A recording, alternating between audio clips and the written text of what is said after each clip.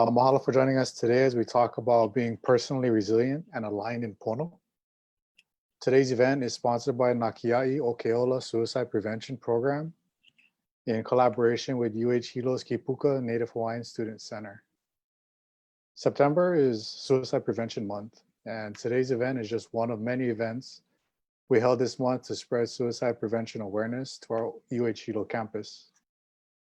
Suicide is a major concern for colleges and universities across the nation, with suicide being the second leading cause of death among individuals aged 15 to 34. In addition to those who die by suicide, many others struggle with mental health concerns. One of the ways we can take action is to identify those vulnerable populations who are at an increased risk for suicide and mental health illnesses. Statistics show that women report higher rates of depression and previous suicide attempts, yet men are 3.6 times more likely to die by suicide and are the least likely to seek out help. Other statistics show that although suicide rates for Asian, Native Hawaiian, and other Pacific Islanders are half of the overall US rate, there has been an increase since 2009.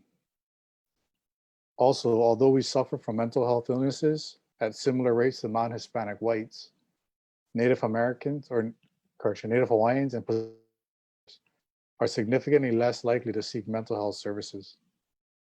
If that hasn't caught your attention yet, let me share one last statistic.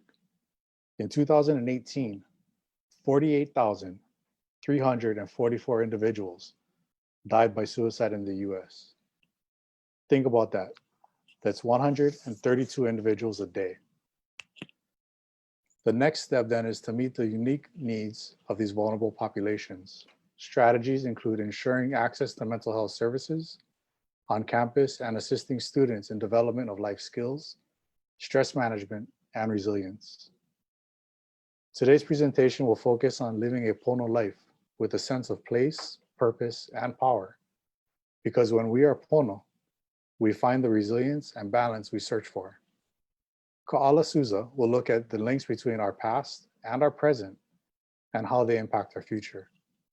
How to find real purpose in what we do, what fills and empties our life, our life's energy tanks, and practical ways to manage stress in our lives.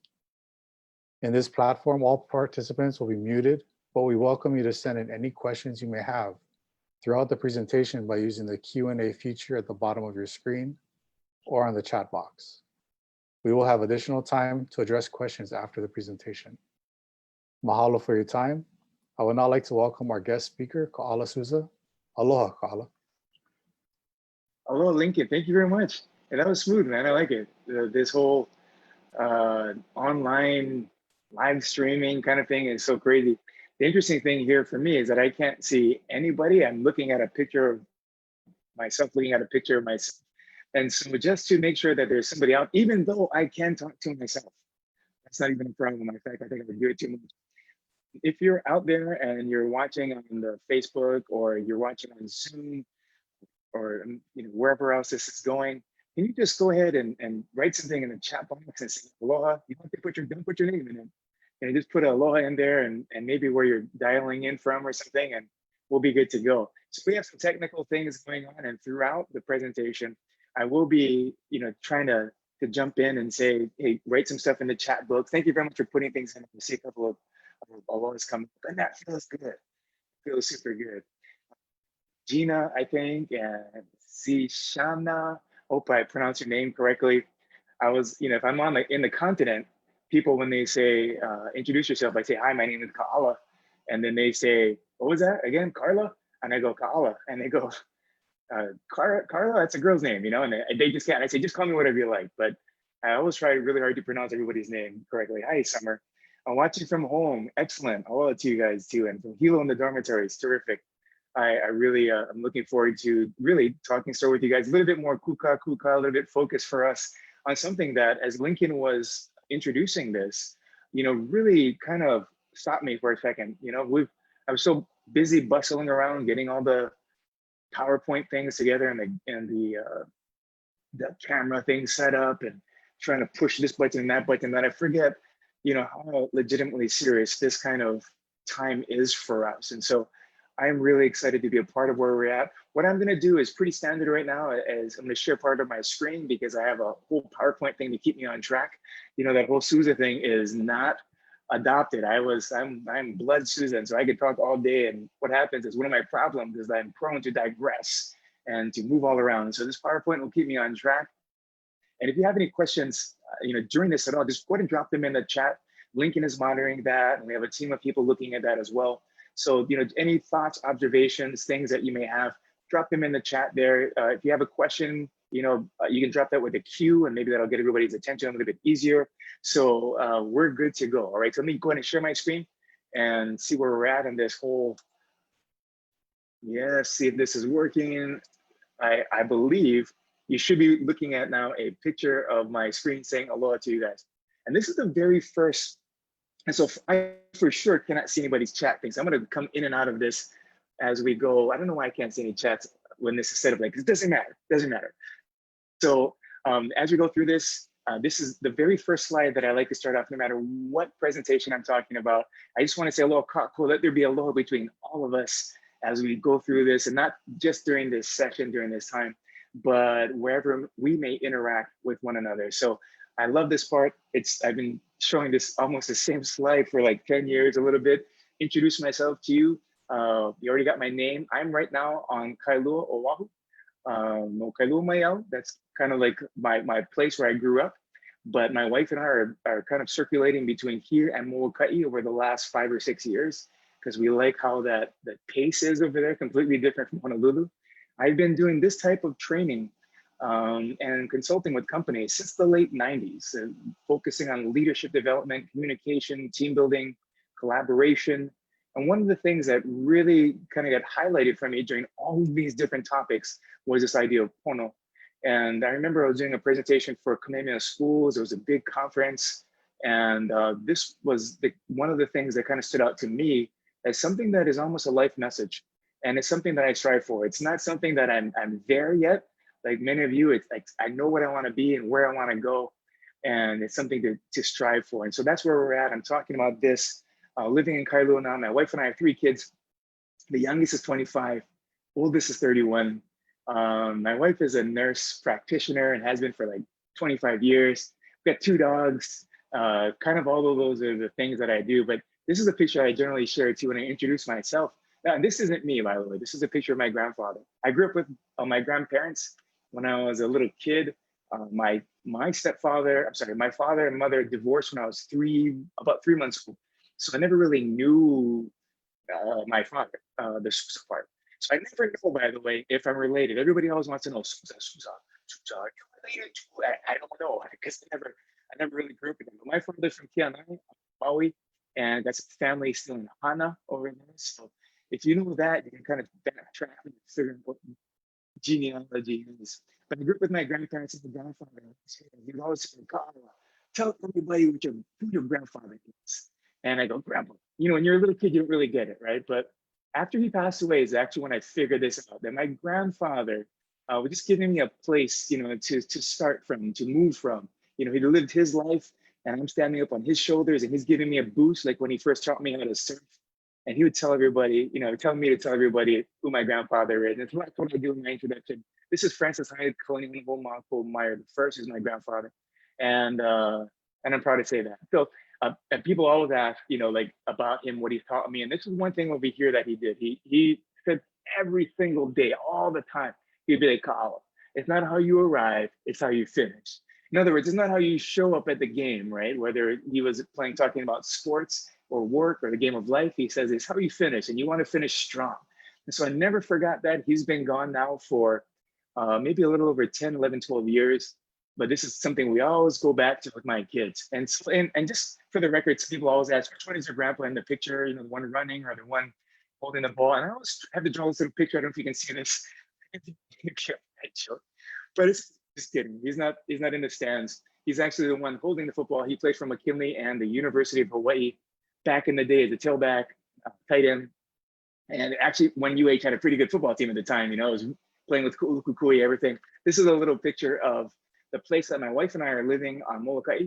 it's a little tiny house, literally like 14 by 12 or something. It's a little shack. We're trying to, build that. I mean, get in that first, and then move over to like a house maybe. But I don't know. We're kind of liking this vibe. We're on the east side of Molokai.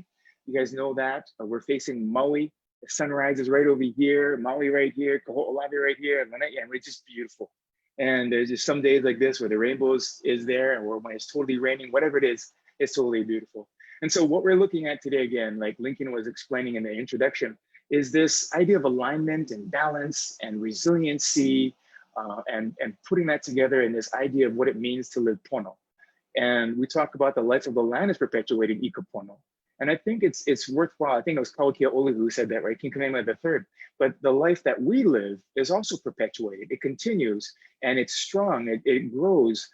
It's perpetuated when we are living in correctness and rightness. And there's a sense of we are where we're supposed to be, doing what we're supposed to be doing. And when we have that, then we're good to go. When we think about balance, here's one of those kind of pictures where there's that sort of seesaw thing, and people trying to figure out how to do a work-life balance. And there's so many people who are saying, there's no such thing as work-life balance. You can't do it. But it's only because they're thinking that balance is this concept of 50-50, right? That you have to be balanced equally between work and personal life, and equally between this or that, to get to this sense of balance. But when we think about what balance means in every other part of our life, not just work-life balance, we think of balance, there's no perfect 50-50. This idea that balance is 50-50 is something that's a little misleading. My uncle does martial arts, and he says that there is something called the fault or the mistake of double weighting. When both of your feet, the left and right, are equally weighted at 50-50, you can be easily pushed over, he says. So there's a sense of moving back and forth to maintain balance. The idea that balance is not something that's stationary or stagnant, but it's dynamic, right? So the idea of just trying to be right here, perfectly balanced, 50-50 is a misnomer. And even though I have never been able to do this, and I have tried, I took this picture off the internet, props to whoever took it, sorry. But I've always wanted to walk the nose on my longboard and never been able to do it. I hung five once. But if you watch these guys live, nobody's just standing there for the whole duration of the wave, right? They're moving back, they're moving forward, they're moving back, moving forward, depending upon what the wave gives them. And so that gives us a better, I think, more clear, accurate picture of what balance is. If you're super, super busy at work, you're going to be 90% work, maybe 10% for yourself. That's okay, as long as that's not for your whole life. In the same way, if you're only 10% work and 90% the rest of yourself, that's okay too. It's even better if it's in retirement, right? But excuse me, if that's all you're supposed to be working, but you're only doing 10%, for that, then something is wrong. So you have to adjust and move back and forth. We talk about alignment. We understand that everything is in a row, and something like this is out of alignment. So we're looking at moving all of these pieces of our life to be pono. And this is how I understand that. We'll talk about that in just a little bit. But everything is in the right place. We're doing things at the right time, with the right purpose, the right rationale, the right reason, the right tools. That is us living pono. And when we get there, then we're strong, and then our lives are perpetuated. Yeah. So that makes sense to me. When we start looking at the idea of resiliency, I've copied and pasted the dictionary definition up on the screen. I'll put that up there now. This is like a Webster.com thing. And this is interesting to me. This is what most people will understand as resiliency. To be resilient is to be compressed, right? If something is compressed or deformed in some way, if it's resilient, like that rubber ball, it comes back to that original shape or that original form. So that is the standard Webster.com idea of what resiliency is. What I'm trying to get to here is something that's a little bit different kind of resiliency. Maybe it's a resiliency bump. It's a resiliency +1. It's a resiliency plus kind of approach, where if this is the starting line that you begin with, right? This is your baseline of where you're at. We want to elevate that, move that up so that there's a new baseline for you. So not just going back to where you started, but going up to a higher line. I hope that makes sense. When I think about the goal for even the topic of this kind of conversation, when we're looking at alignment and resiliency and being pono, the idea is not just to bounce back to where we started when something pushes us down or knocks us down. If you fall off the surfboard, and if you've ever been held under before, it's great to get back up to the surface. That's super, because now you're all good.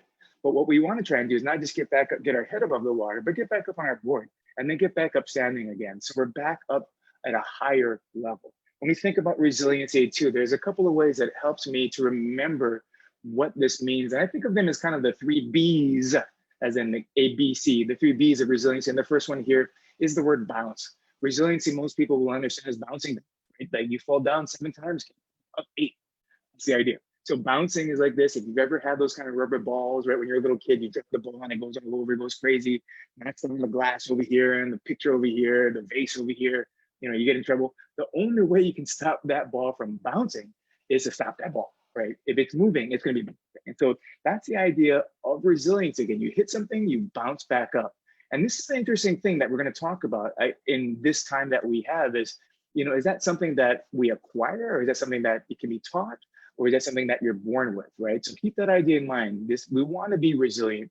We want to be living our life in the way that is the right way to live it for us, right? And it's not the same for everybody. It's just what is right for us, what is going to be pono for us. The next B after bounce is simply bob.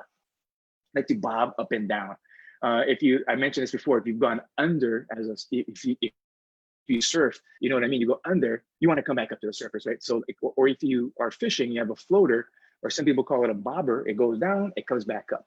So the idea again of resiliency is if you're pushed under and you're resilient, you come back up to the surface. And that's where you want to be. Some of the surfers nowadays, and this is a picture of Chai Lenny, who, this is definitely not where, I'm not going to take this picture, I'm not going to be in the water, it's just too big for me. I'm not resilient enough, I know that. But these guys here are going to be wearing these types of vests now that they can just pull a cord or a cable and it will inflate, and it's amazing. But that's not all they're counting on, right? So resiliency, this idea of being resilient, is not something that you depend on outer things all 100% to help you. Because guys like Kai are training, they're working out, they're developing their strength to become resilient, to bob back up, to go back up to the surface. You can see a little bit better here. And a little bit how much bigger that wave is. I could drive my car through that. Just craziness. The next B, and the third B of how I understand resiliency, is this bend.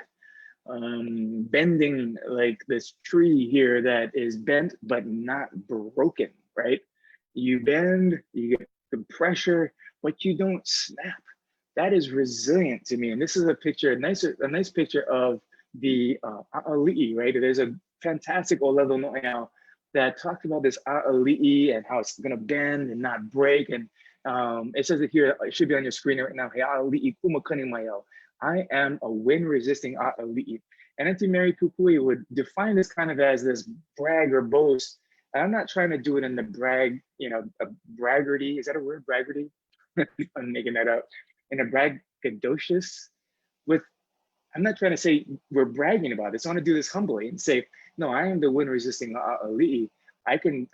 There's no wind. There's no wind that can knock me down, right? And it's not because I'm boasting in myself, but I'm recognizing that I'm resilient and there's something there. So I'm talking a lot again, but giving you like just a little bit of a background of this. I'm going to pull out of this in just a second, but I want to share with you a little bit more about these trees, because I just find this fascinating. This idea of bending but not breaking. This is a picture of this biosphere too. It was something I think was in Arizona. The whole system here was designed to try and see if you can create a closed ecological system that supports human life. So it's a little over 2.5 football fields in like size, I guess is what you would say. But you can see over here too that there's like a tropical rainforest, there's an ocean, there's a live coral reef here.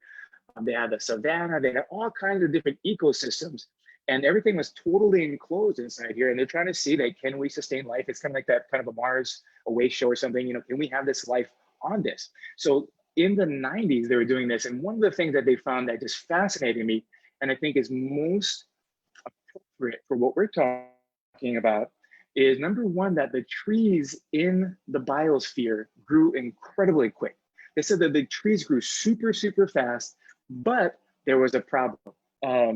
They suffered, and I wrote this down over here on my thing, from ET teolation. I don't know, I can't pronounce that correct either.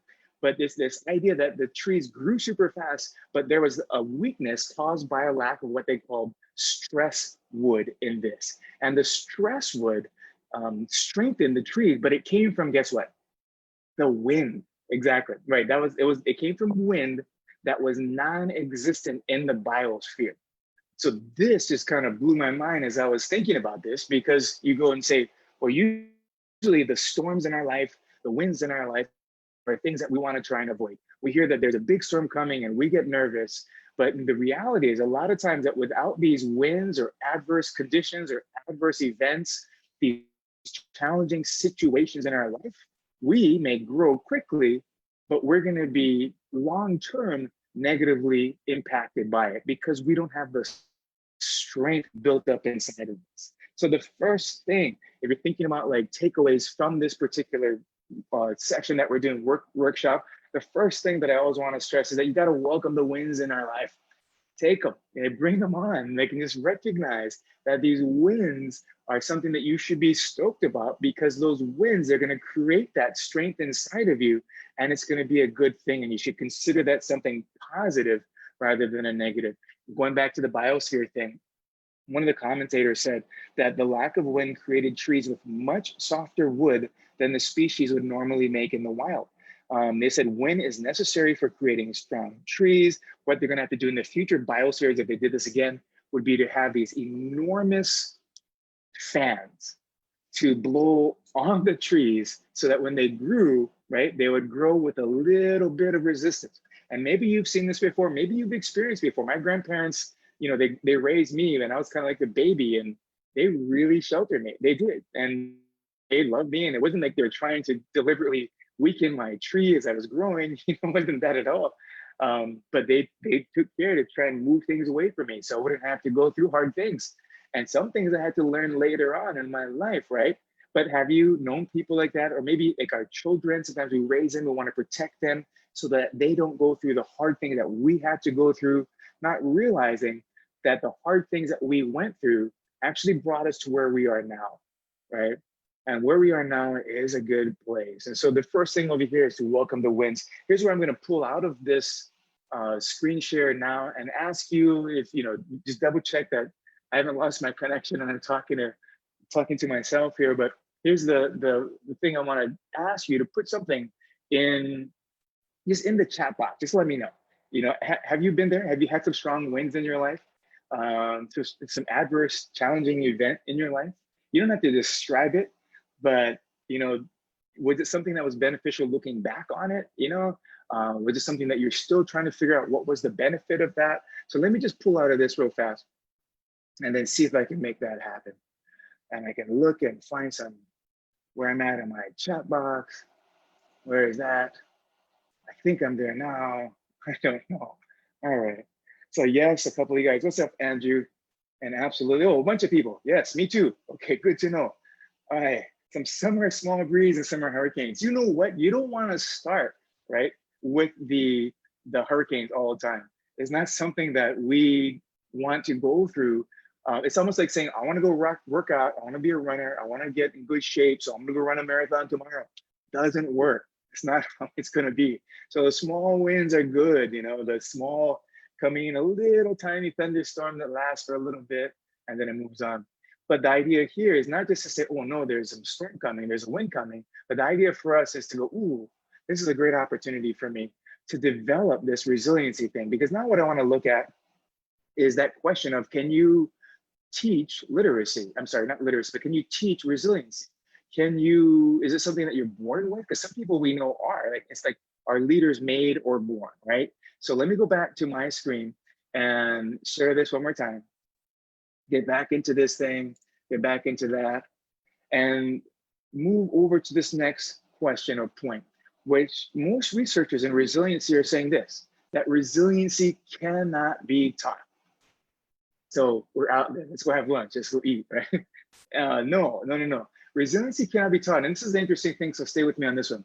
It can't be taught, but they say it can be explored or learned. And this is where we're at right now. So I cannot teach you about resiliency, but we can explore it together here. We can explore how resiliency fits in with alignment in our life and the sense of place in our life, who we are, our purpose in our life, and a sense of continuing power, which is how I understand and define Pono for us, right? But the interesting thing about, another interesting thing about resiliency here is that even though it can't be taught, but it can be explored or learned, the tricky part for me is that helplessness can be learned too.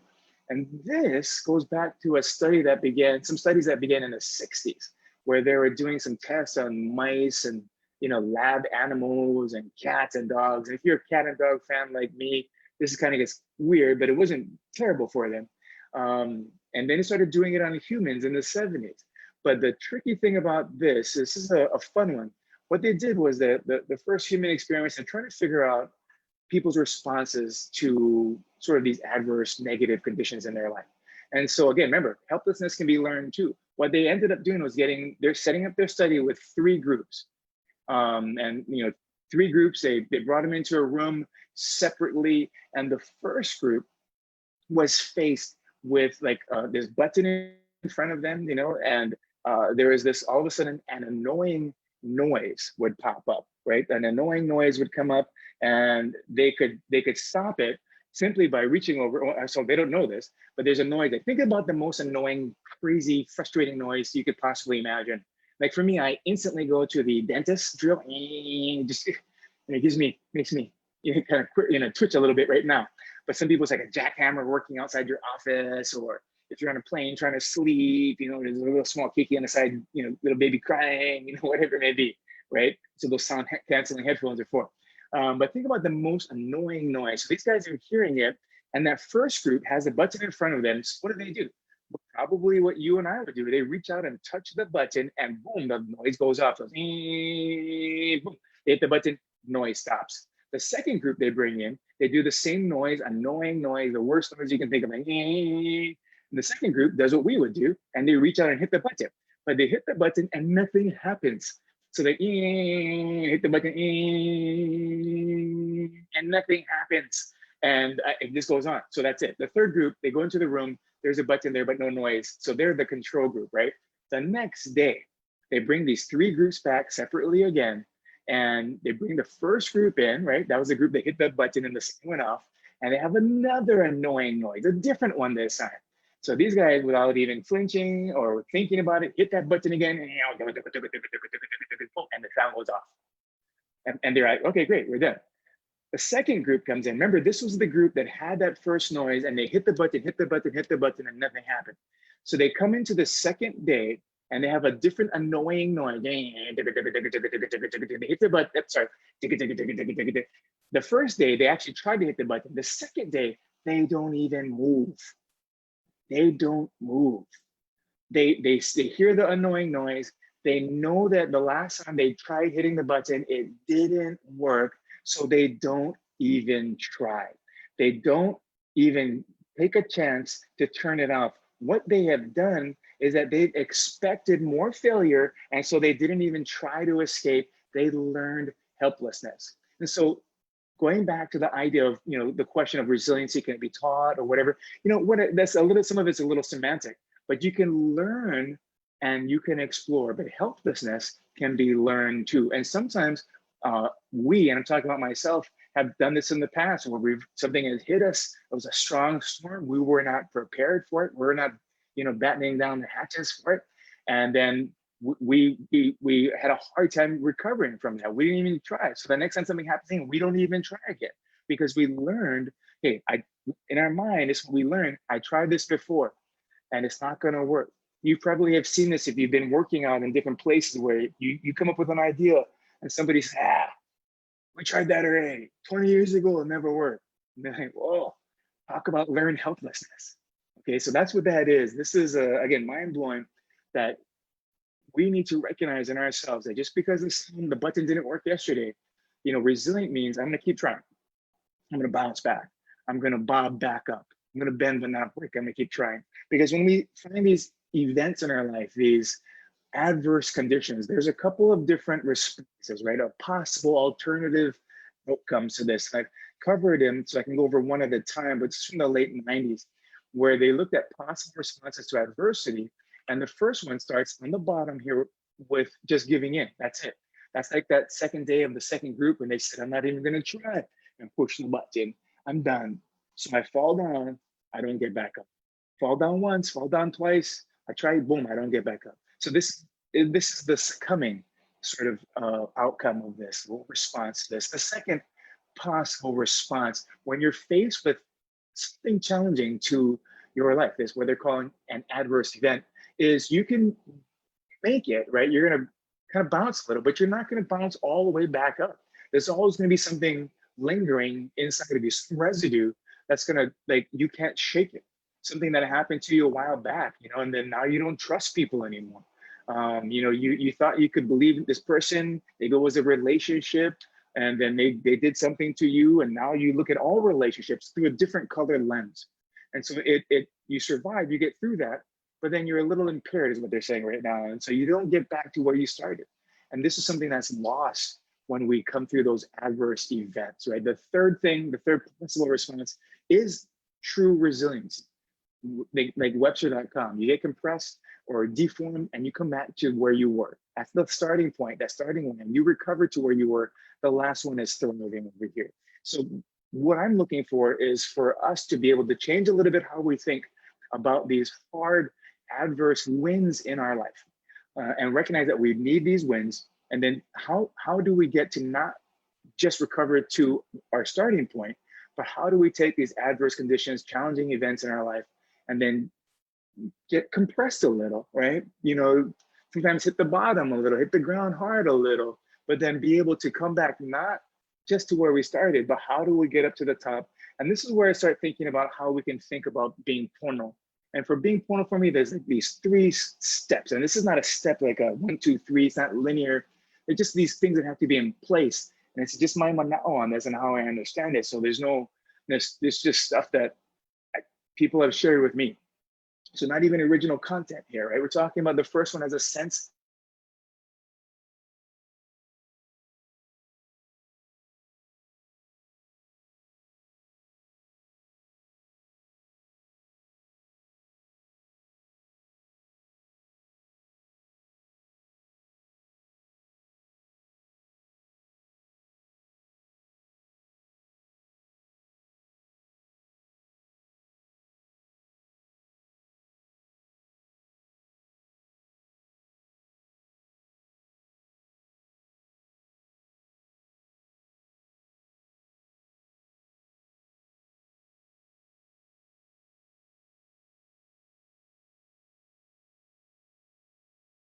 Being a part of this sense of place. There's a quote that is I attribute it to George Emery, but I don't know if everybody knows it, but it says that when you know who you are, you know what to do. And the idea here is that a sense of place, not just of a building, but of you and your life and who you are. So like I introduce myself with who my grandfather is, you know, where I come from. And it's very much how our culture here in Hawaii will do things, right? Who are you? What's like when you introduce yourself, it's not just like what's your name, where you work, right? It's like, who are you? Where do you go to school? You know, who's your auntie, your uncle? Are you related to this Meyer, this Souza? By the way, my Meyer family's from the west side of Oahu. So ʻāina and Nanakuli side, the Meyer family there were related to. But that's this idea of place. And so we can all understand it's not put you in your place, but to recognize that it's a good thing to know who we are, where we come from. And then if that's solid for us, if that's set for us, if that's like it's strong, it's cemented solid for us, then we have a launching point to move forward. Like I grew up without my father. I met him when I was 30 years old.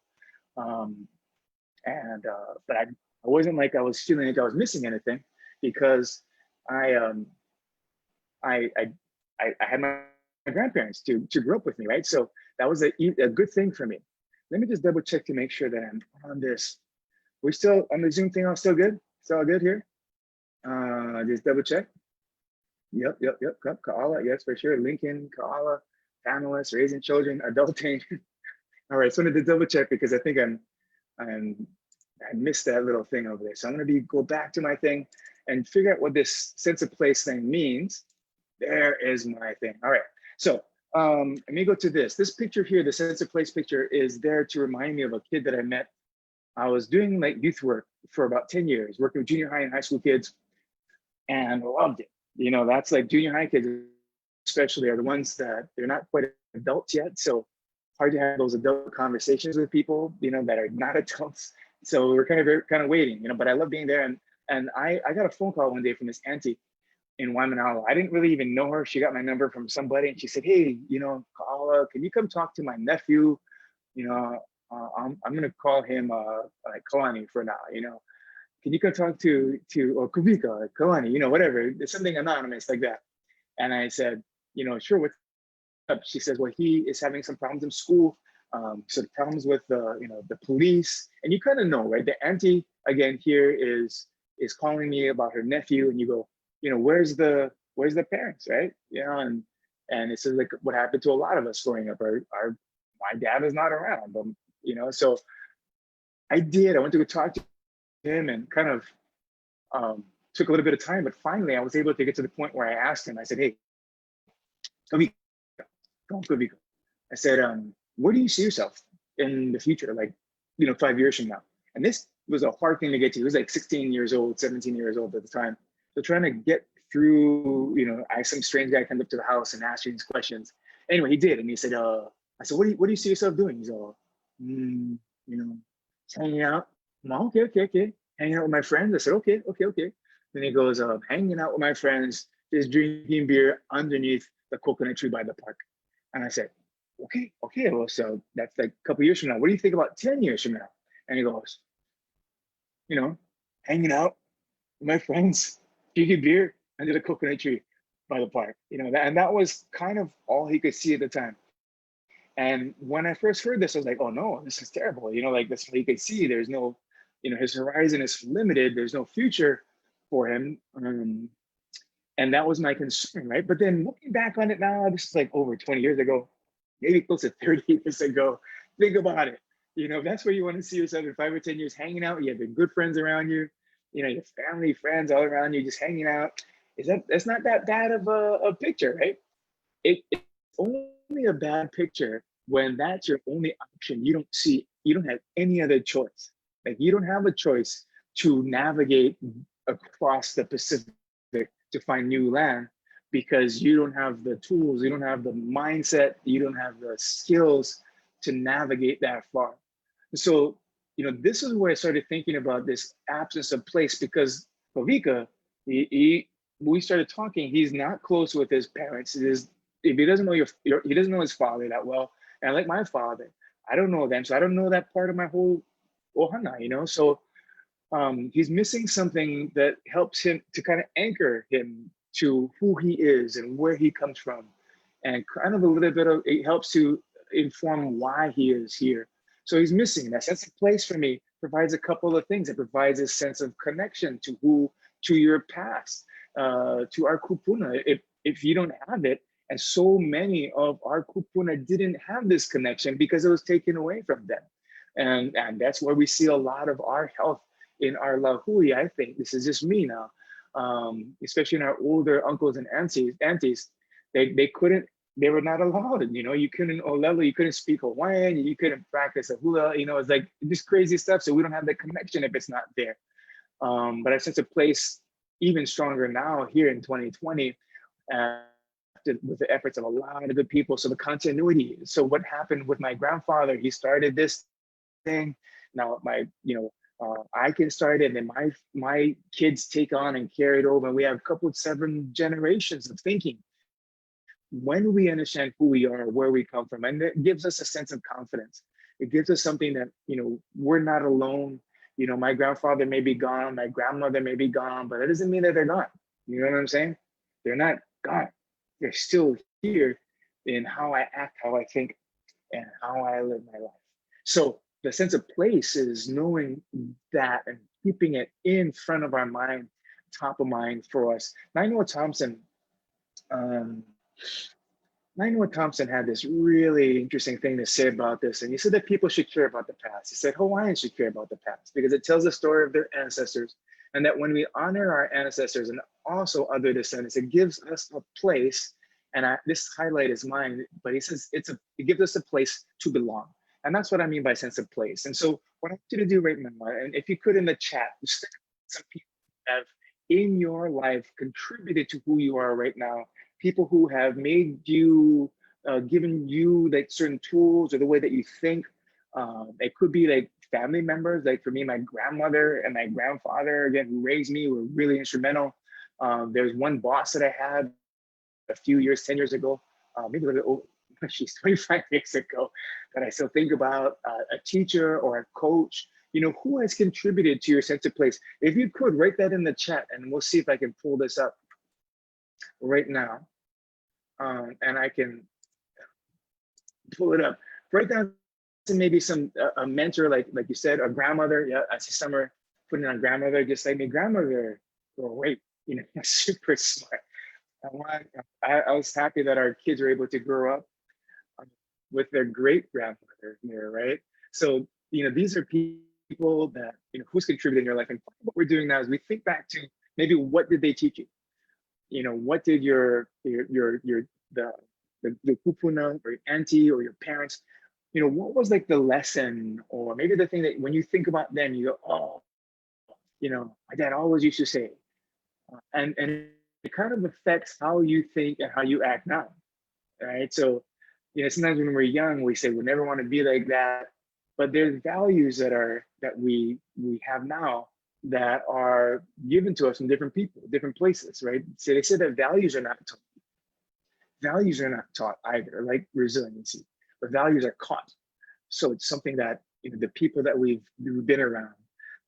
Yeah, I like that. It's great that the Kapuka Native Hawaiian Student Center or someplace I can give you that. Grandma's uncle tell us the legends and the stories. Yeah, it's the stories is how we keep the place, a sense of place alive. I drive around with my kids all the time, and I don't let them do their phones. It drives me nuts.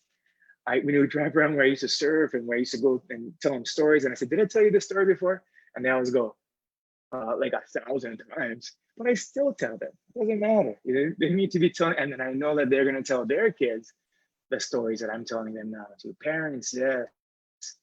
Teachers, mentors, yes, for sure. So this is the idea here when we start talking about a sense of place as one way that, again, we're not teaching resiliency so much as then sort of catching some of these things in our life. So let me go and share my screen a little bit.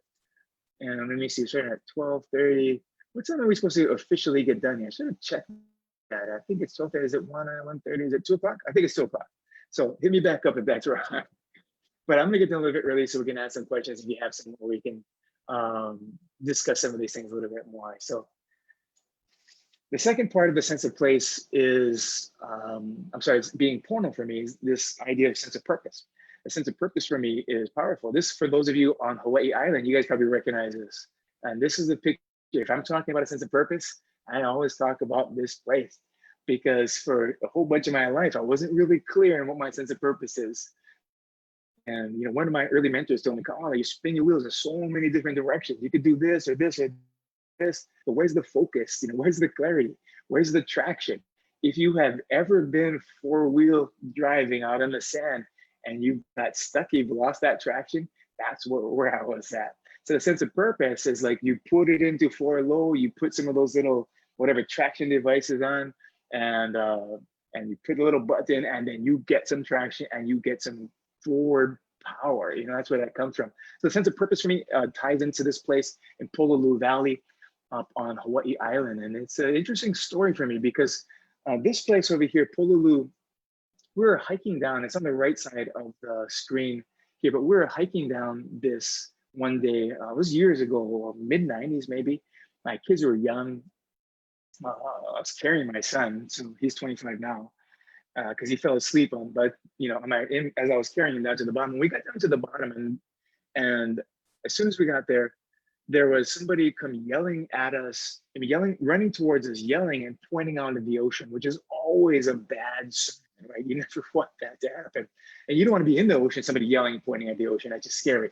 But he was running towards us, and he came up, and it turns out that there was somebody who got caught out in the current and was like a visitor, a tourist or something. And so, you know, I gave my son to my wife, and then me and my brother-in-law was there, my father-in-law. So we ran down with them to where people were, you know, there's only a handful of people were looking out at the wave, and it's pretty far off. And if you've never been to Pololu Valley, there's some legit current over there. I think about it like Ehukai over here on Oahu. The current, you start over here when you want to get out over here. You know, start here to get out of pipeline. But there was a guy there, and there's a family. Sure enough, they had just come. They were on their last day, I think, before they left. And the father wanted to stop off over here, and he got caught up in the current. We looked at him, and I could just see his head one time bobbed up and then bobbed down, and I didn't see where they came back up again because the wet water came. So we looked around. There's nothing on the beach. This was before they had those kind of those little pipes with the preserver thing, the life preservers on it. I know the lifeguards from Kauai, Candace, were putting that on, so represent Kauai there, but nothing. So me and my brother-in-law start out from there. He's an Army medic, you know, so my wife is there. She's an ICU nurse, and so we got medical people on hand. I'm not anything, so I'm just gonna be labor. But we start out and we get into the water, and as soon as we get there, we feel the current pushing. My brother-in-law is from Detroit, so he looks at me and he goes, and he's not like, you know, comfortable in the water. He's not onto that, and he says, you know, I'm gonna go back and guide you. So I'm like, it's a good idea. So I get out and start to get toward this guy. I don't even get to where I'm just about right here. This is where I can't touch. I'm swimming, and the waves that push this guy in, he was already face down. I flipped him over, started swimming back with that kind of, I guess, rescue stroke or something. Before we even got out of the water, my brother-in-law and my wife were there, started doing the rescue breathing things. I think we pulled them all the way out, and then started doing CPR, 2 people CPR. And we just rotated. His guy's wife was there, his 2 teenage kids were there, and the wife was holding their like 15 or 16-month-old baby girl who was crying, and the wife was crying. Everybody's just panicking and anxious and watching us. And from the beginning, we never had a pulse. His eyes were wide open the whole time. And we just kept alternating. Like one of us would be doing the chest compressions and somebody doing the rescue breathing. This was a long time ago. That's how they did it back then. And then one person would be praying on the side. And then we just rotate, you know. And then it took about 45 minutes before the rescue helicopter actually came down, because somebody had to run up because never had cell connection. And 45 minutes or so, never had a pulse the whole time. The wife kept yelling, don't stop, don't stop. You know, we got there and the helicopter took him up. We ended up going all the way, you know, back up with them and went to the hospital with them. And they pronounced him, you know, like dead. And the weird way was, I mean, the weird thing was that the doctor came out and said, you know, we think we've done all we can. And then, you know, the kids started freaking out. What do you think? What do you mean you think? And, you know, we sent him back in. You know, the guy didn't have a pulse for that whole time, but he came back out later and said, we've done all we can. You know, he's gone. And he said, do you want to call me to call a chaplain? And my wife says, no. You don't have to, because my husband is here and he's a pastor. And then, but I wasn't a pastor. I had quit the whole church thing. And I was working for a marketing research company at the time. And so she goes, it's okay, my husband's here. He's a pastor. And I go, holy smokes. And, you know, cracked her in the ribs and said, hey, shh, you know, I'm not a pastor, I'm a marketing researcher. And she told me, she goes, I don't care what you think you are, or what your job is right now, but this is the kind of stuff that you do. This is who you are. This is what your purpose is. And I go, what? And she goes, I go, what am I supposed to say to them? And she goes, you're the pastor, you figure it out. And so I ended up going with them, going to the room with them. And turns out I didn't say anything. I couldn't, there's nothing I could say with them. We just sat and cried. It was heavy, but it was something that, you know, we stayed connected through that. And it's something that changed my life. And it was kind of a crossroads. Let me go over to this next one here. This crossroad where you start thinking about when you know who you are, you know what to do. When you know who you are, you know what your purpose is, right? And sometimes the purpose takes a little bit longer for us to find. It's not a job, it's not a career. So if your career and your job fulfill your purpose, that's not bad. That's not bad. And most people would say, hey, follow your heart and the money will come. I don't say that, right? That's just not always the case. You know, I want to play professional basketball. If I follow my heart, there's no way that's going to come, right? I don't have that kind of game. I don't have those kind of hops. When I don't have the height, they say you cannot train height. The interesting thing was that this brought me to this crossroad. And I started thinking about what that means to have this sense of purpose. Because without the sense of purpose, you're like rudderless. You have no way to guide yourself. And it's very, very hard to motivate yourself without that. There's there's a book called Who, no, not Who Moved My Cheese, but What Color is Your Parachute? And in that, they talk about this idea of your sense of purpose with this right here, the place where the sense of purpose or the kind of the calling is a place where your deep gladness and the world's deep hunger meet. I love that. That sort of, that consent, those circles where that intersection is, this is something that moves you, that you're passionate about, that wakes you up in the morning, and then you connect with what the world needs around you. That little small sliver, that's your purpose right there. And that doesn't come up all the time where you take like a hour-long assessment of what your job skills or career should be. And sometimes it is something that it can't be taught again, but it can be explored. And so we track it, but if we keep those two things in mind, what does the world around me need? What do the people, what does the community, what does the land around me need? And what moves me? Where's that kind of deep gladness? A sense of purpose is powerful. You know, this is the thing too, that I was diagnosed with a cancer in the late 90s. That kind of crazy stuff happened in the 90s. And I think I was just kind of slow sometimes. I was trying to get my attention. But this cancer popped up, and then it kind of changed how I started thinking about how much time I have left, what my focuses are, what my priorities are. Remember I talked about how a little while ago, there's these different responses to adverse conditions. And out of this being diagnosed with the cancer, there are some things that happen inside of me, you know, where, you know, of the 4 responses, you can, you know, have the succumbing, or you survive, but there's some impairment, or you get to resiliency, or you get to thriving. That thriving thing is also called post-traumatic growth. And post-traumatic growth, people who have gone through this, maybe you have too, post-traumatic growth will kind of be indicated by something like this. You start appreciating life around you. You start recognizing what your priorities are, become more clear. You say yes to this, not to this, right? That's something that you just know. You just know. How do you know? You don't know how you know sometimes, but you just know. Your relationships become more important to you, become closer to people. You recognize who really matters in your life and who kind of doesn't matter, right? The next thing over here is that you recognize that there is some strength inside of you too. There's some new possibilities for you, some spiritual development. So this idea of sense of place is knowing who you are, kind of when you and where you come from, and when you know that, you can start finding out what this deep passion is, a sense of purpose and a sense of power. The last thing over here has to do with a lot of what the research is finding around resilience. So the first thing on this, let me see, can I see that? I can't see the chat. Oh, I just figured this out. 2 hours into the thing. 2 p.m. Thanks for the confirmation. All right, so I can see the chat now. So if you guys want to pop something in there, and don't hesitate. So let me just go through a couple of things and kind of the way your mind should be, your mana'o, as you're thinking about how do I align my life?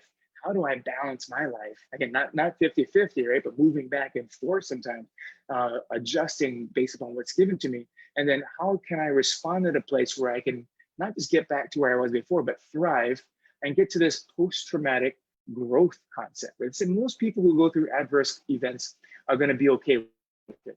But some people, a small percentage on that bell curve, are going to not deal with it well, right? And that's where we get some of that depression, the anxiety, the suicides even, where there's no hope, there's no chance. They hit the bottom and they're not moving back through that. And that's where that comes from. And other people on that bell curve are going to be the ones, again, a small percent on that bell curve, who are going to say, I received this adverse event, and I'm going to not just bounce back to where I was, but I'm going to grow from that. So some of the elements here have to do with things like this right here, which is number 1, be positive. And it's so super, super fluffy, like really fluffy. You can't hardly put this into a spreadsheet, right? But being positive, and the idea of being positive here is being able to acknowledge that there's bad things, not the kind of wishy-washy positivity that just ignores or denies that there are bad things happening in your life. That's not what we're looking at. But the kind of positivity we're talking about is the kind of positivity where you can say, I acknowledge that this bad thing or hard thing or negative adverse thing is there, but you also find a way to see the good, which means that you can say, like, even though I stubbed my big toe, good news, I got 9 other unstubbed toes, right? There's some people in your life, maybe you're like that. I have to practice being like that, seeing that positivity, right? What they say like this, right? Taking time to look for the silver lining in your life. So it's something that you can train yourself to do. It doesn't mean that you just kind of paint over the cracks in the wall. You don't putty them up, you don't fit them, but you sit the negative there in front of you, but you also put right next to that negative stuff, the positive stuff. So some people, the ones who cannot get around the negative things, only have the negative right in front of them, and it's so big that they can't see around it.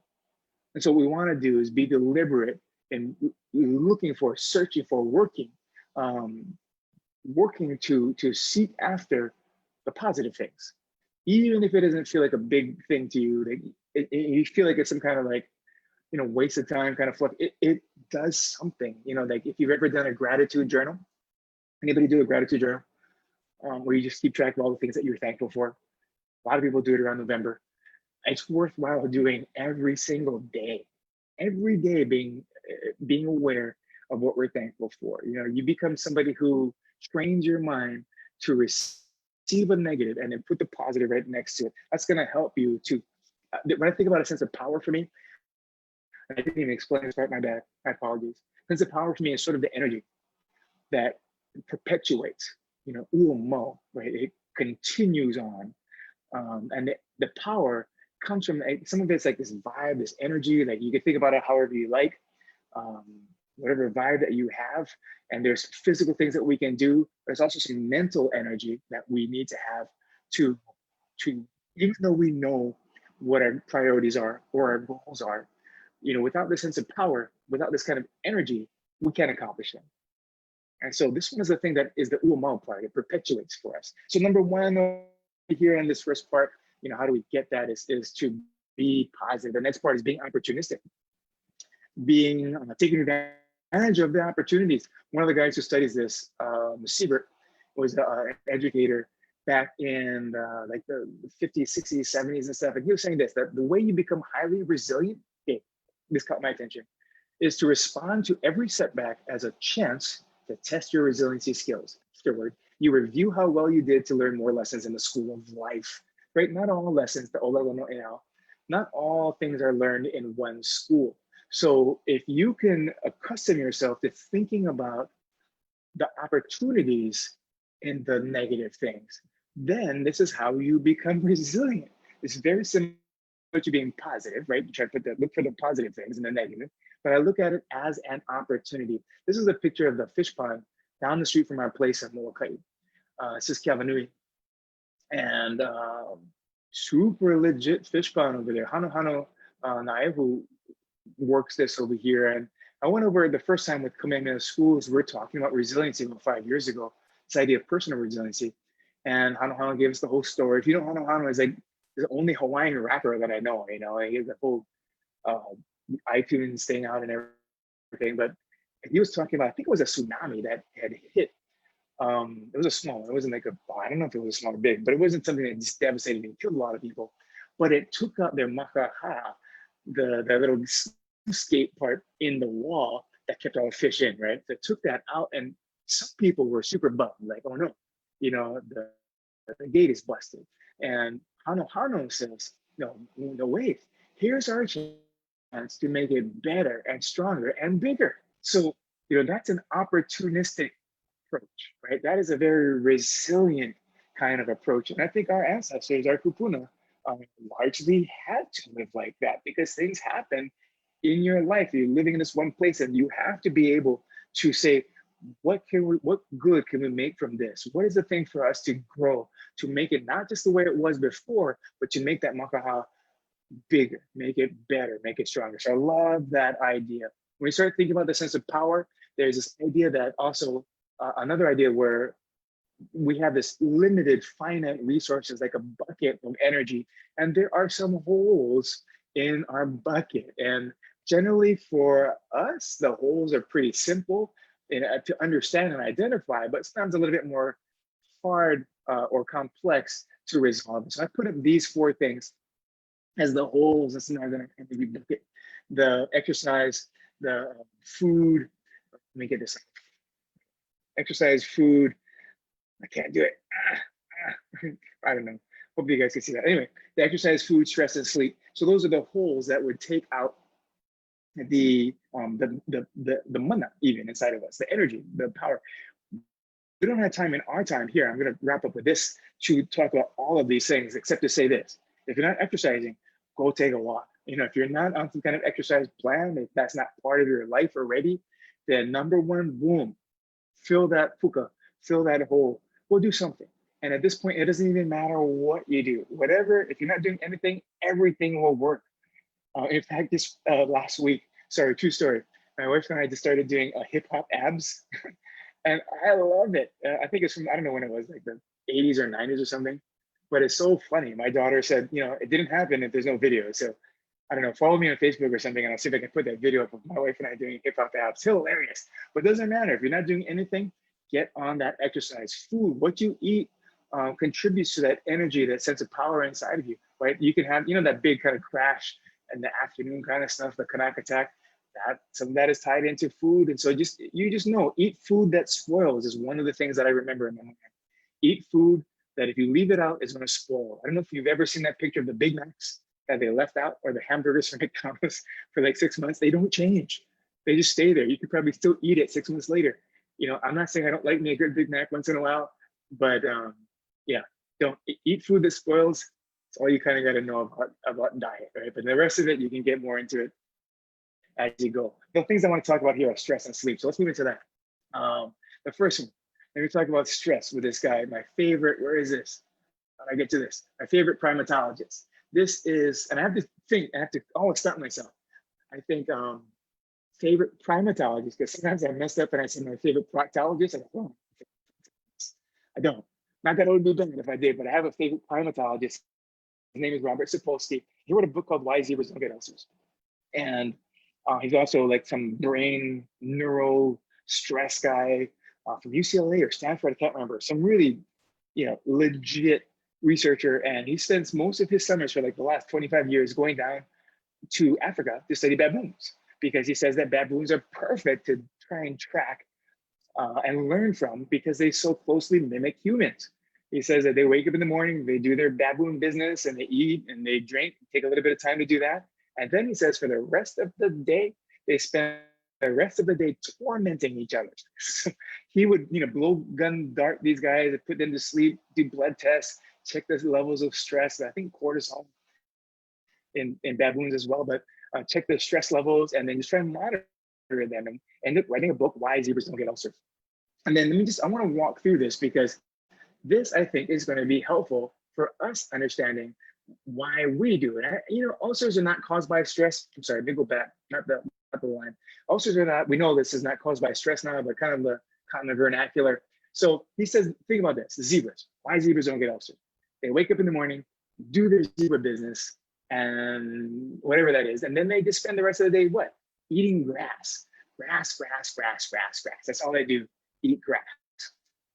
Unless, right? Unless there is a lion, and then all of a sudden, boom, you know, everything shuts down except for that one single desire to escape from the lion, right? Inside of them, the reproductive systems, the digestion, even like the urinary tracts, this kind of stuff, all that kind of the waste production system, everything shuts down because all their energy goes to escape.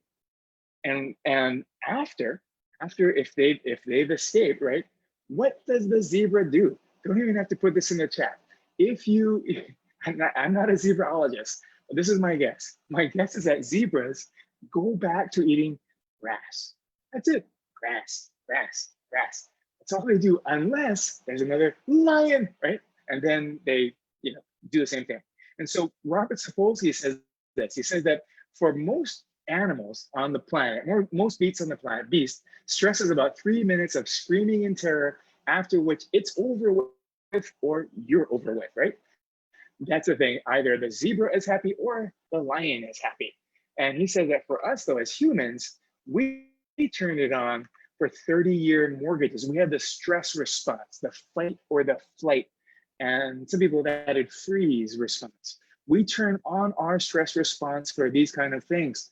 And a lot of times, the lion isn't right there in front of us. And because we're thinking, about something, we have to do a long project coming up 2 weeks from now, we're constantly on the fight or flight, right? You guys have heard about that. The body releases the stress hormones, neoepinephrine, adrenaline, I think we call it in America or the UK. I always get confused about who calls it what, but adrenaline, where, the eyes get big, the pulse starts going, everything gets focused on that fight or flight response. What we want to try and do is manage that. He says, because our bodies, even our minds can't tell the difference between a real lion and a lion that we're imagining.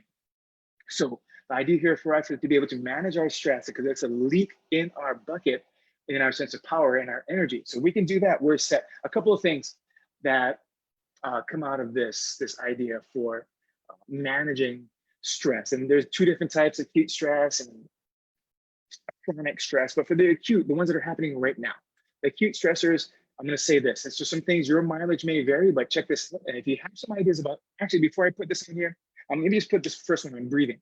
And then if you could drop in on the chat what you do to manage your stress. I'm just curious. If you're there, you have access to your chat thing, type in the chat box what you do to manage your stress. And I'm going to open up some ideas here with breathing, because sometimes when you are stressed, you forget to breathe. Right? I don't know if you've ever experienced this, but I put down 1 to 10, 10 to 1, because that's the technique that my martial arts uncle taught me as I was growing up with him. You try and inhale and count to 10. 1, 2, 5, 6, 7, 10, and then exhale, count backwards: 10, 9, 8, 7, 6, 5, 4, 3, 2, 1. I am not sure if it's the numbers or your brain's going someplace else, but meditate this night. Meditate and breathing. Watch shows on Netflix or YouTube. Tired of going online, Tatiana? Same. Now I like to get away from my computer, take walks. Fantastic. Praying, yeah. Andrew says, that'll take you some places too, like just different parks. Take a walk, listen to music. Summer said, thank you. Those are all like legit opportunity. We know how to do this, right? So some of the things I'm sharing with you are not going to be like mind-bogglingly different, but even breathing. I've been doing some breathing stuff with my wife. We try to do some stretches, and it's helpful for us. When we started trying to do some yoga thing on YouTube, and part of the thing is that you just lay down flat and close your eyes and do it for like a long time. We're like, what? 2 minutes, not moving. But then we kind of brought it up a little bit more. So it's 5 minutes, and it was 10 minutes, and it was 20 minutes. And it's something it takes a little work to corral your thoughts, but then it helps you. And that's more of a chronic stress kind of thing. But the acute stress is when you're under something like a legit lion that's happening to you right now.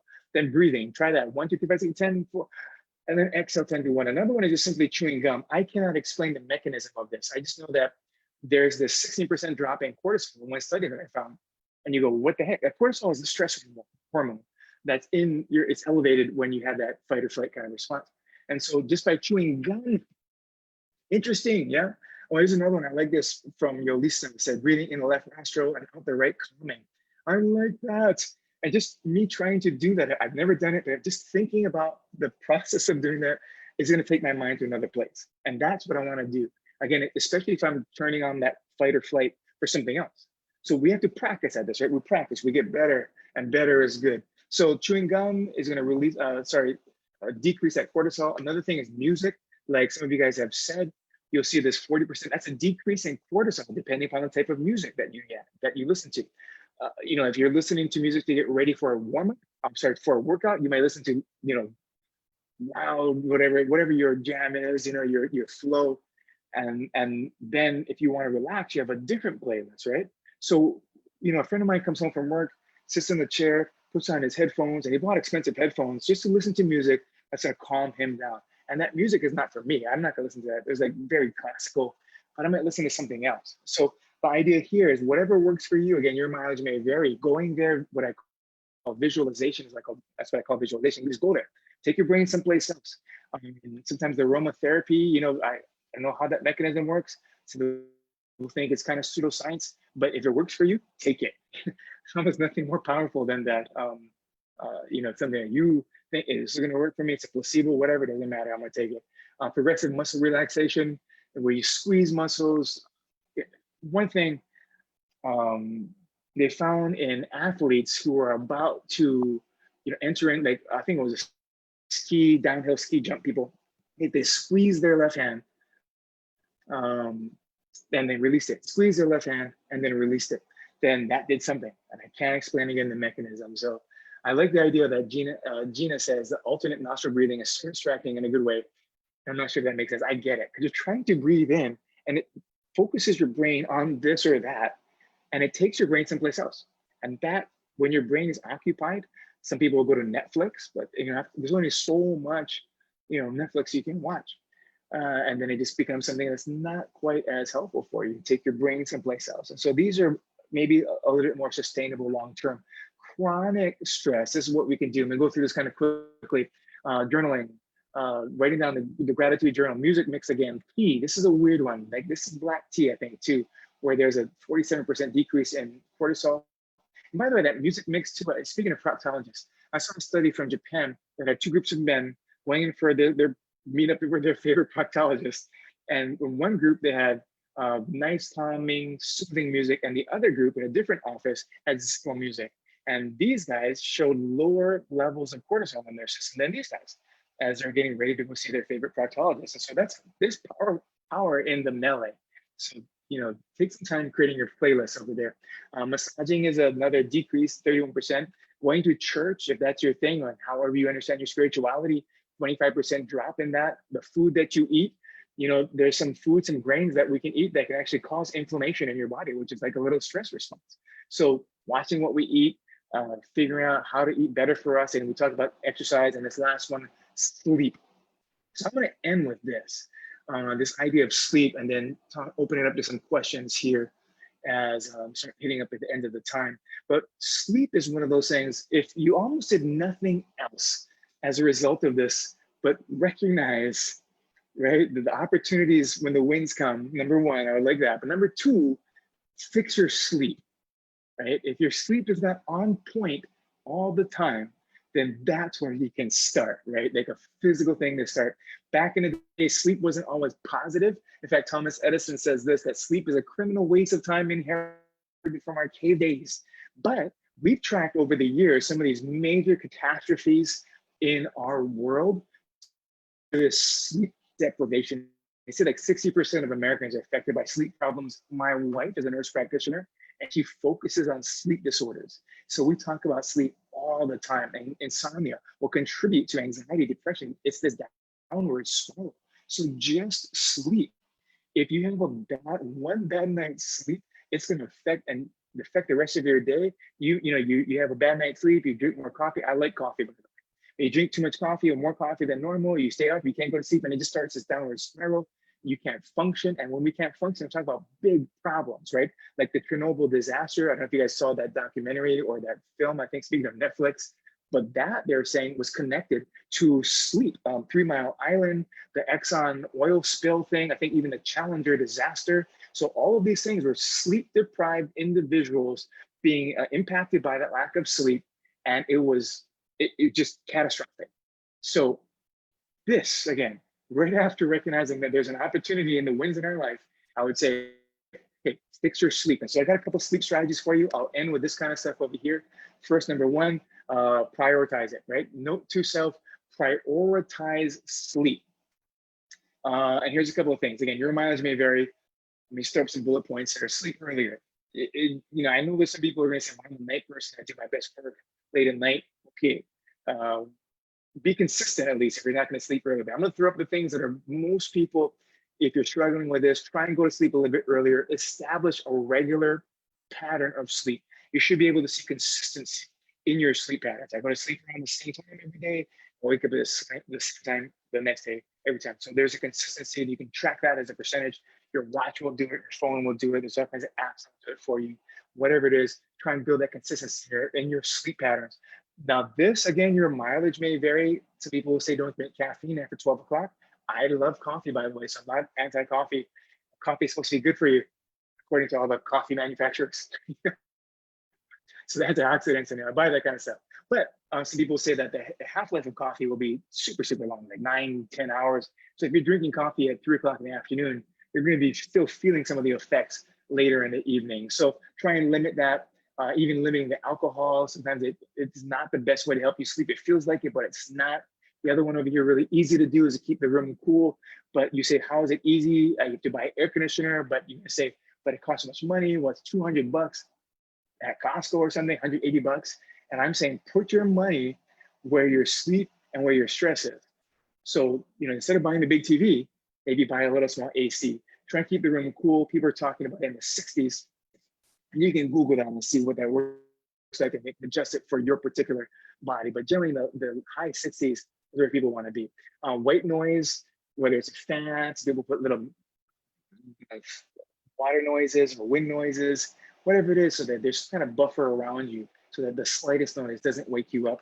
White noise in a black room, that means blacked out curtains. That means no light even from the AC or from your phone or from your clock, trying to keep that as black as possible. And speaking of colors, again, we're looking at no blue wavelength devices, which is bad. I read books all the time at night, every single night, and I read them on my iPhone.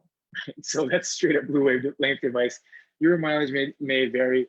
I'm not going to change because I can't see without my glasses on this iPhone kind of thing. So that's what the sleep people say. My wife and I had this conversation about it all the time. I'm sorry. Oh, shucks. Darn it. Let me get back. I went to the wrong slide. Oh, darn, I got to go through all these real fast again. Let me just hit this thing real quick. Hit the wrong button. The last one over here had to do with, after we get through the blue wavelength, the exercise. It's interesting. When you exercise, it creates that kind of fight or flight response inside of you, right? You get up elevated, you're chasing, you're running, you're lifting, you're working out, whatever it may be. And so if you're doing that at night, sometimes it's harder for you to come back down. So you need to experiment with where that is. There's no one best way. Yeah, I'm just going to say that. There's no one best for every single person. So you may find that exercising in the late afternoon or even the early evening may be the best way for you to help go to sleep, help you. Other people may exercise at 4 o'clock in the afternoon and it's too much. So you have to exercise in the morning. You need to figure this out. It's a work in progress. Cannot teach you, but you can learn and you can explore. The last one over here is clean your room. This is, I feel like my grandma telling me this. And it's a good point. That clean your room, the organization helps you to settle down. You don't have a TV in your room.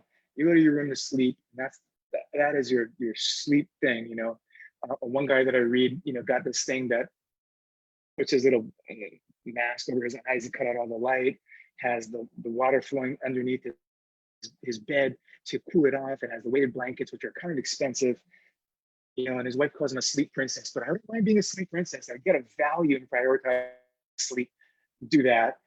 The last thing I'd like to end here is that after, fixing the whole being healthy here, being opportunistic, being positive, be patient.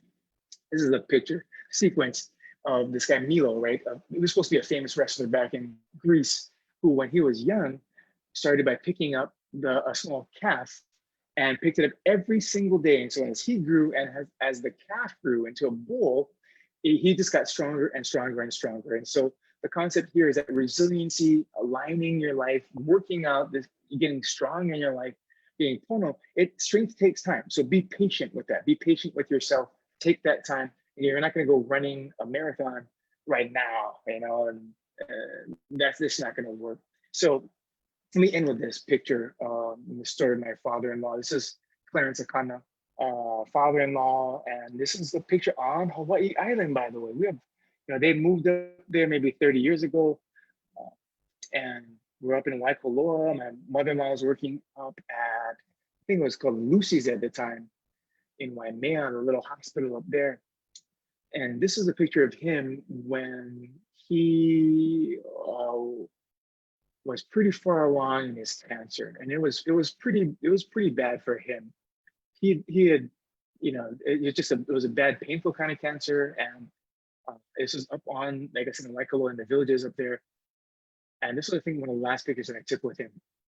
But anyway, he had come later that same year to our house on Oahu, right around Christmas time, and everybody else was shopping, just he and I. And he said, "Kaʻala, can we talk for a couple minutes?" And it was a weird thing because my father-in-law, he didn't like to talk. He wasn't a talker. He would hate having to talk on, like the phone or Zoom or whatever. But so it kind of shocked me. And I said, "Okay, Pops, no problem." And he says, "The cancer's getting worse." And I said, I know, Lisa, my wife, told me. And he said, I just need to know something. I need to know that before I die, I need to ask you a question. And he said just simply, are we pono? Are we good? And it's a deep question when you ask somebody this, right? Are we good with each other? Are we pono with each other? And I said, we're good. And it wasn't something that I just flippantly threw out there. I had to search my insides, my heart. And because I've been married at the time to his daughter for over 20 years, right? About 20 years. And so there's drama. There's drama when you long-term kind of relationships. Anyway, and so I searched and I said, Pop, we're good. We are good, Pops. And he goes, thank you. He says, I need to know that you're gonna take care of, my wife, my daughter, the grandchildren. I need to know that I can count on you. I said, Pops, I got you. I got your back. And at the time I was trying to, maybe this is why this came up, but I was writing a book called Pono. I'm trying to get that book out to you guys too.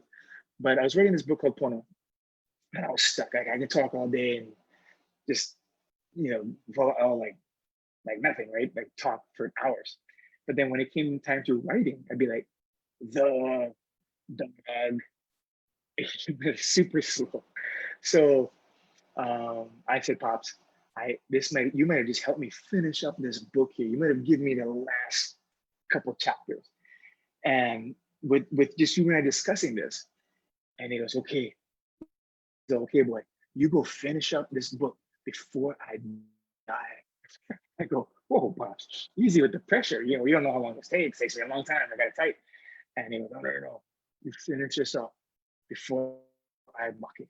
And I go, okay, I'm gonna try. So I took my laptop with me everywhere. My son went to football practice. I was writing on an iPad, and I finished up his chapter, sent it over to him. I just printed it out. He didn't have emails, so I mailed it to him. When the first book came on Amazon, I sent him that copy. And my wife was going over at the time because it was getting worse and worse and worse. And so she was like a hospice nurse too, and she was kind of taking care of him in that way. She would wake up with him in the morning, help him to use the bathroom, brush his teeth, to bathe, and then get his yogurt ready with his blueberries. That's what he wanted every morning. And then after she had eaten breakfast, they would lay down in bed and she would like roll me and massage his hands and his feet. And she would read to him from my book. And the funny thing is, like, he never finished the book. He would always be like, skip all this, just go to my chapter, the part that he's in. But he told me after this whole thing, the book came out, he's like, you need to tell everybody, you need to make sure everybody's checking with each other. We pono. So one of the ways that I'm saying that we can live more resiliently and be able to bounce back, to be able to achieve this level is to be pono with each other and to check that and to track it and to strive to make that happen. So we've gone over a lot of things, and I know I've been talking kind of a lot. I'm gonna pull out of this whatever screen thing I'm in and try and get back to what Zoom I should be on, and kind of leave that hanging with that last thing saying, be pono.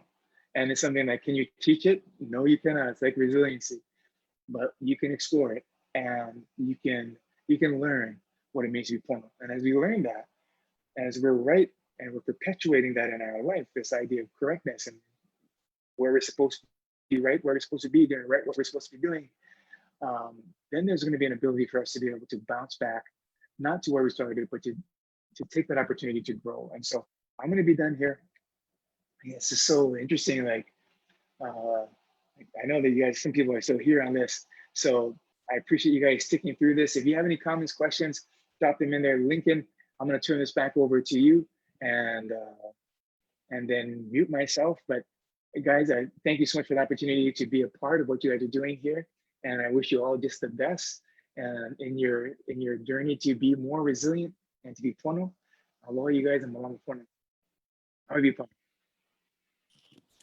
Mahalo Kaʻala for your presentation. And we're going to go over some of the questions that came up in chat and the Q&A. We have one here for you, Kaʻala. Have you discovered any valuable lessons about living pono by being on Molokai with more laid-back way of life and away from Oahu, or vice versa? Wow, that is interesting. When we first went to Molokai, it was like a culture shock. The pacing was different. The speed limit was different. I drive slow on Oahu, but it was fast. Okay, like I remember going around Run Turn on the way to Palava, and I was was like a single lane road, and somebody actually yelled out at me as they were passing me, slow down. I looked at my speedometer, I promise it was like 60 miles an hour, 1.6, but the speed limit was thinking like 10, right? So I learned just to slow down physically, literally from that. But the challenge for us was moving, like as we're going back and forth, like we spent about half of 20, maybe 17, 18, and my wife was going to school and finishing up she'd gone into her master's program, travel about half the time on Molokai, half the time on Oahu. And in the beginning, it was really hard for us to adapt. It took us like a day just to get used to the time on Molokai. And then when we went back to Oahu, we'd be like all flustered because it was so fast. But I think it was Davida Malo who talks about what it means to be pono. You have your family. I think as he said, you have a dog, you have a pig, you work the land, and you just live simply. And so for us, it really is, how do we achieve that, whether it's on Molokai or Oahu? So just being aware that there is a kind of the objective for us to live more simply is helping us to be more pono. I think we're not quite there yet, but great question. Love that question. Thanks, Summer.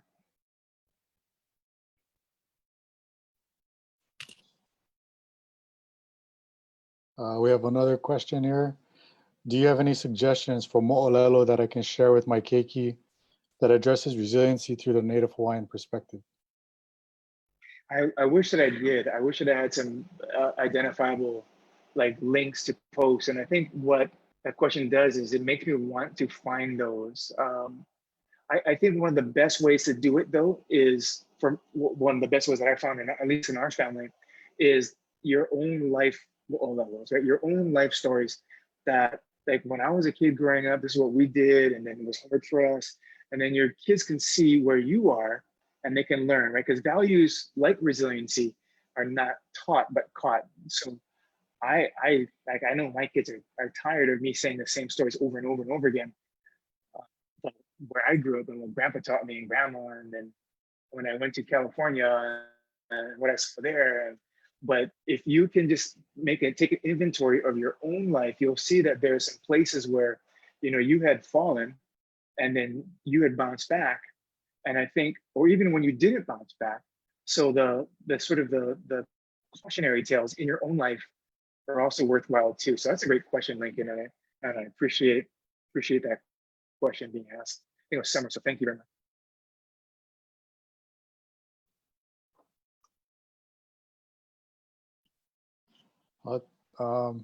Don't think we have any more questions coming up at the moment.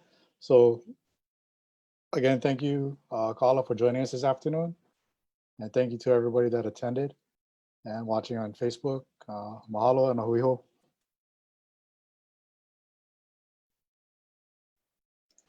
Thank you guys.